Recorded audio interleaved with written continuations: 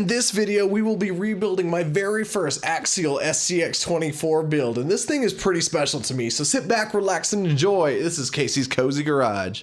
So this is my very first RC car, my very first hobby grade RC car, and this thing is really special to me.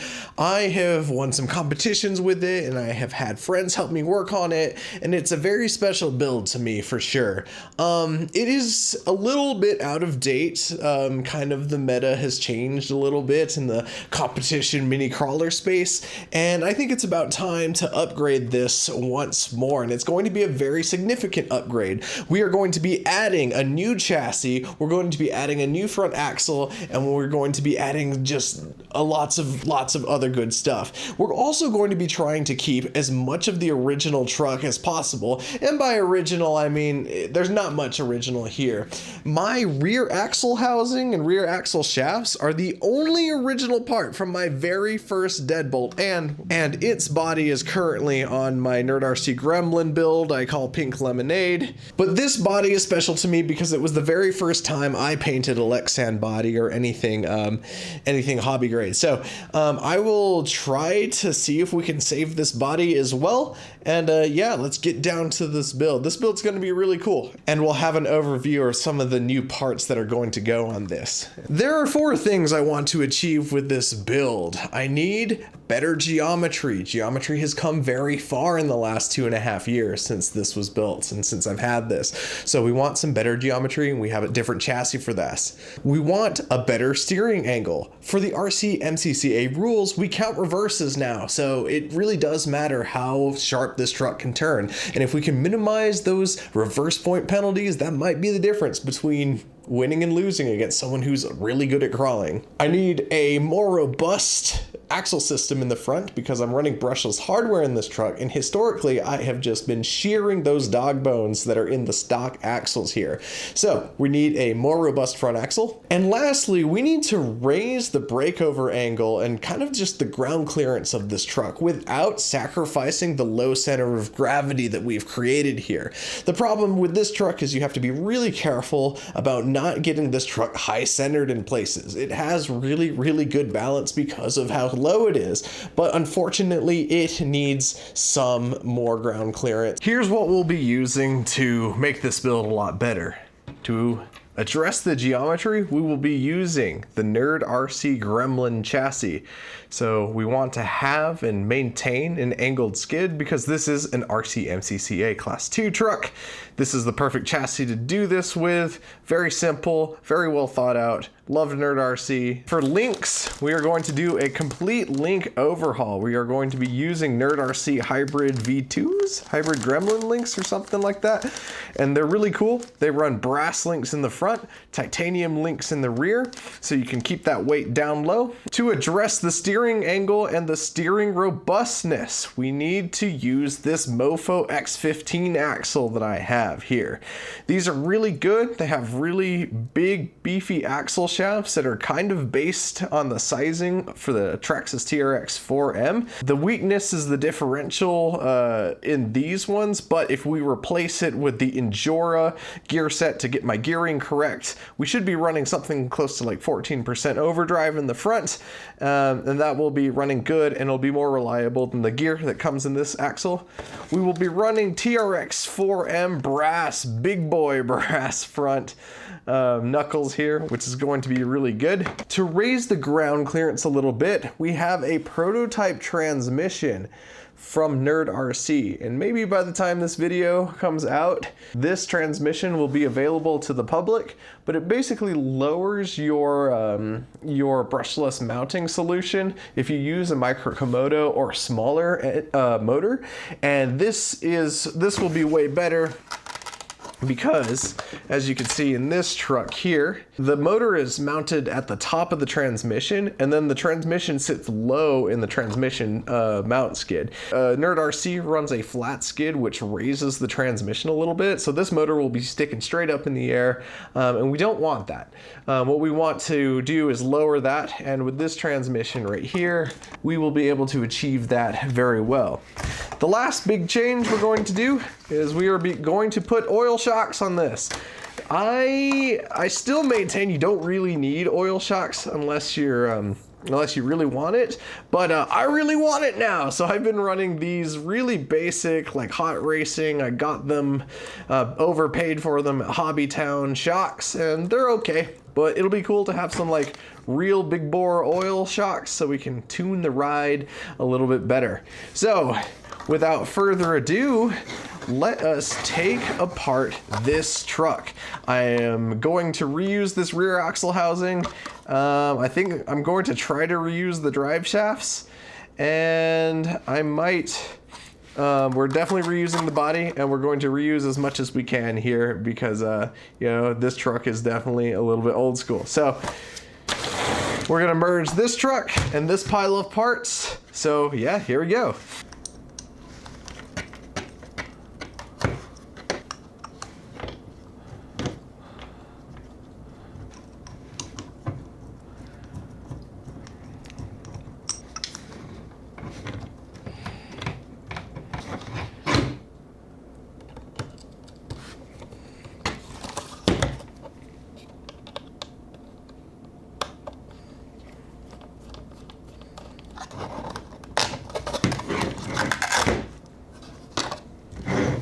Whoa, so check out how bent this is. It's, I don't know if you can tell on camera, but this ain't straight. This is definitely straight up not straight. I think there are a couple reasons for this. I don't think driving it normally under normal conditions is what warped this, but at some point I wanted to put a Mofo RC big block motor in it, and I really needed to carve it out on one of these sides here. And I think I was like, I didn't have any better tools at the time, so I just carved it out here with a hobby knife, and I think I bent the center of the chassis relative to the rest of the truck. So fun little history lesson there. Yeah, let's continue taking parts off of this.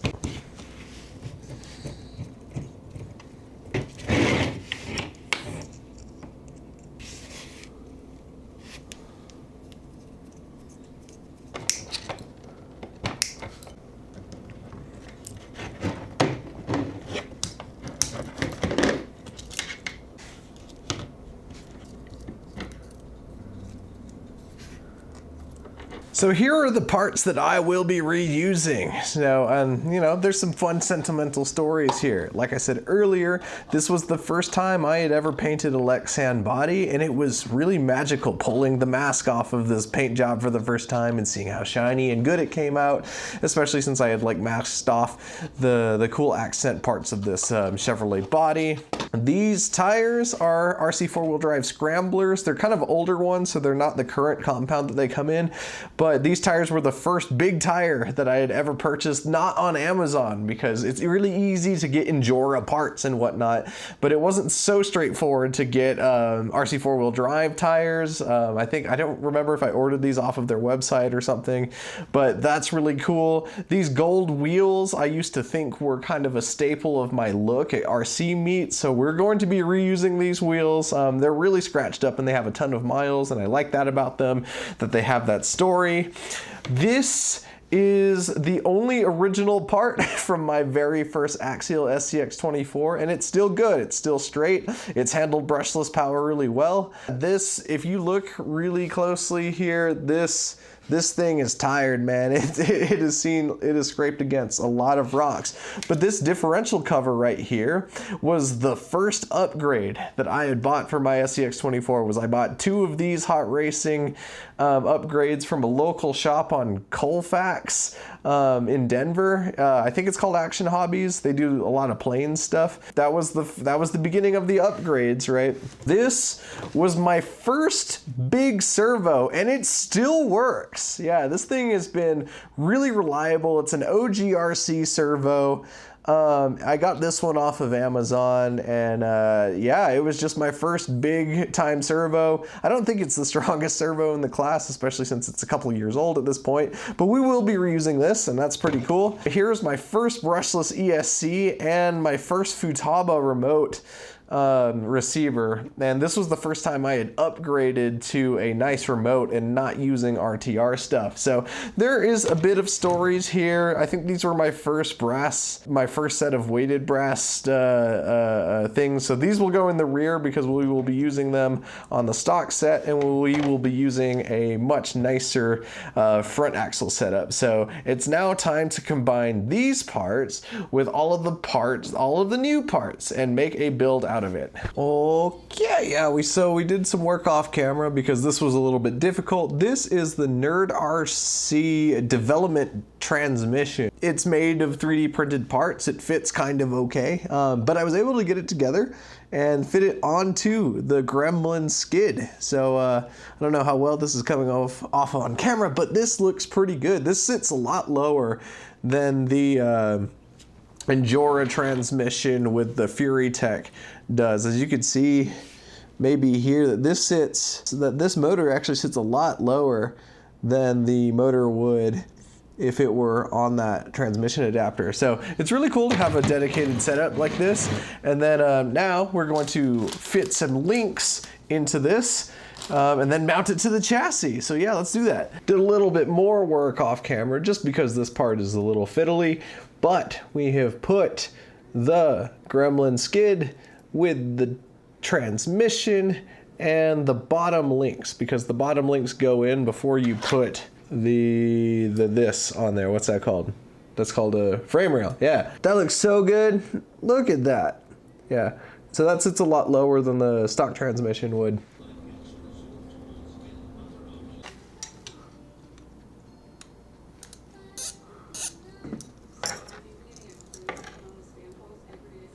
Well, we did it.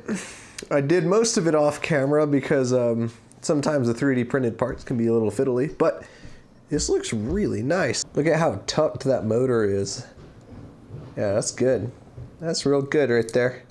So now, I think we'll move on to the front axle. I did this off camera because building things is a lot harder than taking things apart, but we put together a new Mofo X15 aluminum front housing. So we've replaced the aluminum knuckles with these brass ones that I just got from Hobby Town.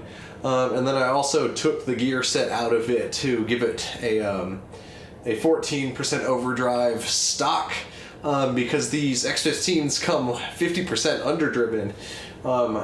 It's much too slow, but I think the reason they do that is so you can run brushed motors on through these and whatnot, and then you can put a stock set gear in your front if you want to do the overdrive. But I personally think 50% is a little bit too much.